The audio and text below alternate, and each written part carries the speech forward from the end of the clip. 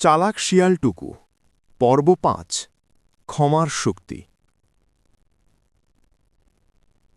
সেতু বানানোর ঘটনার পর টুকু আরও বদলে গেল।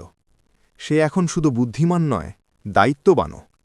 তবু জঙ্গলের সবাই তাকে পুরোপুরি বিশ্বাস করতে পারেনি। কিছু প্রাণীর মনে পুরনো ক্ষোভ রয়ে গিয়েছিল। একদিন বানর চঞ্চল আর টুকুর মধ্যে বড় ঝগড়া হল।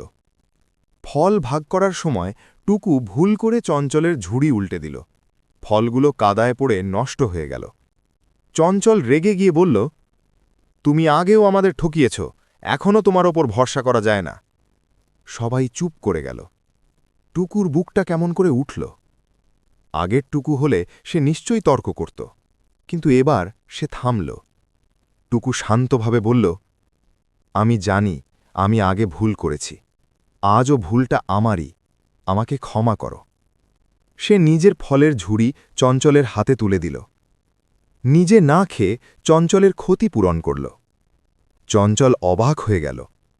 কিছুক্ষণ চুপ থেকে সে বলল, ভুল মানতে পারাই আসল সাহস। সবাই দেখল, ক্ষমা চাইলে কেউ ছোট হয় না, বরং বড় হয়।